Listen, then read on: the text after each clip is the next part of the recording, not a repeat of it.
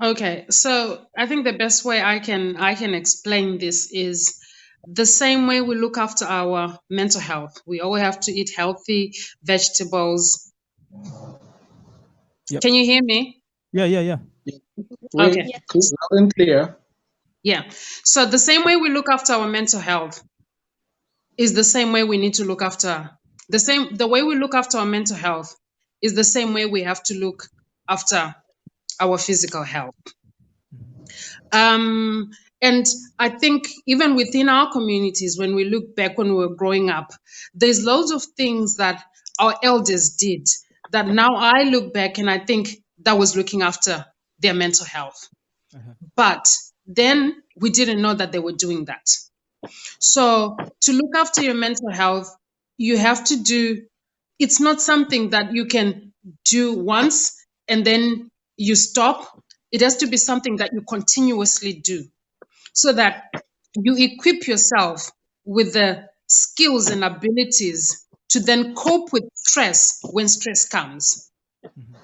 So, and by this I mean, if you already do stuff or activities to enhance your mental wellness, to look after your mental well being, when stress comes, you'll be able to cope better than someone who hasn't been looking after their mental health.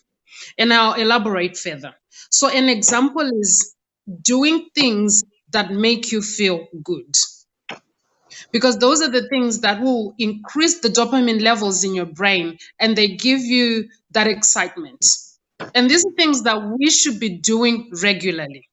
If we're eating vegetables regularly, we should be also doing activities to look after our mental health. And a lot of people ask me, what can I do? And the simplest answer that I have is look back to when you were young.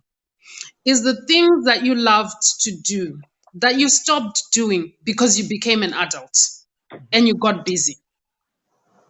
Right? Is the activities that once you start doing them, time flies.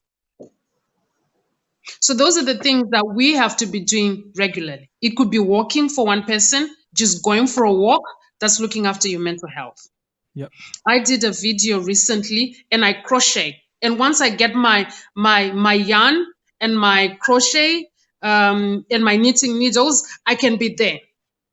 So if something was stressing me at the start, 5 minutes into that activity, I've already forgotten what was stressing me.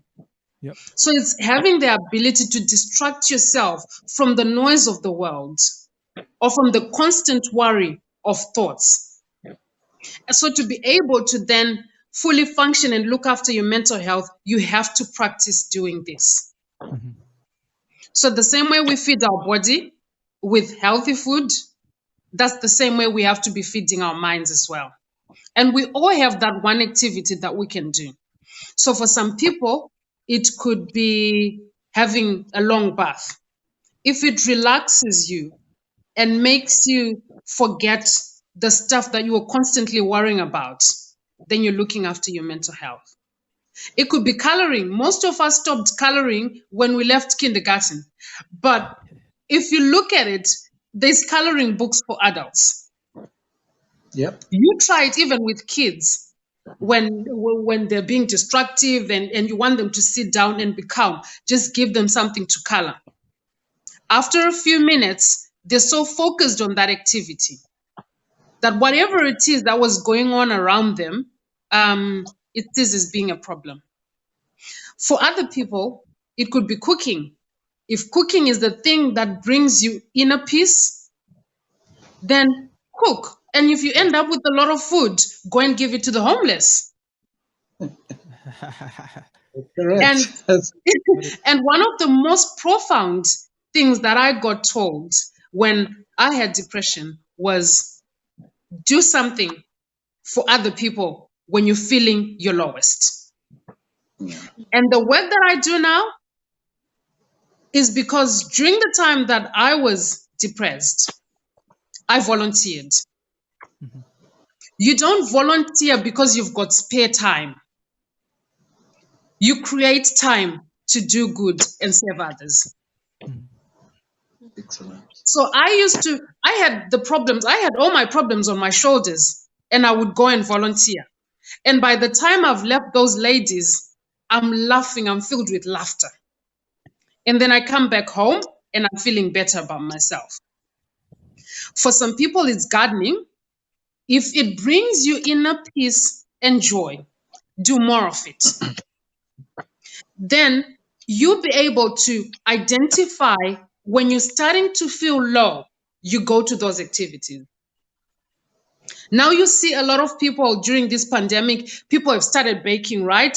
And people are posting videos, dancing, people are doing all those things. They're also looking after their mental health. So the more you do those activities that bring you excitement, the more you're able to cope. So being able to identify the things that work for you.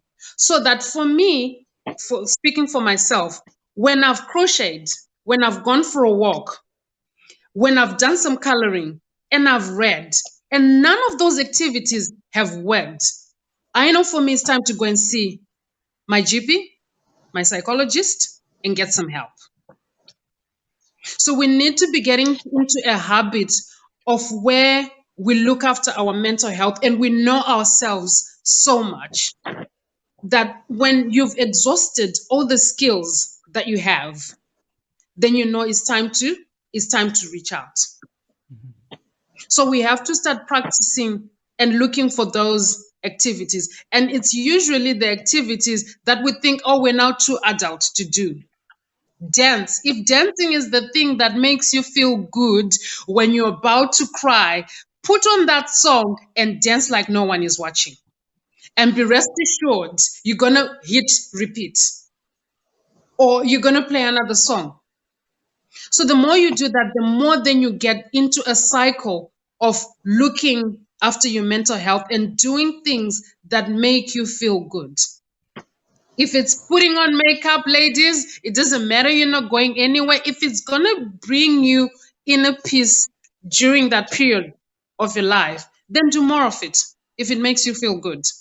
So that's one way of looking after our mental health, being able to identify those things that bring us inner peace and joy and do more of them.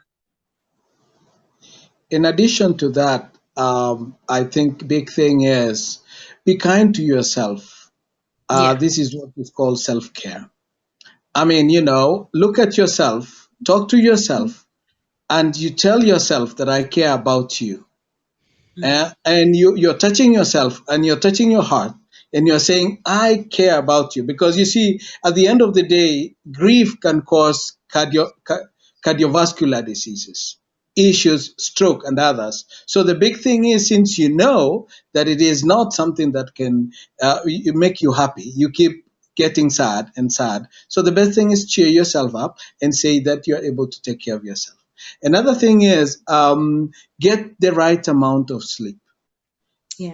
Try as much as possible to sleep because too little sleep or too much sleep can impact negatively at you, which is something very important.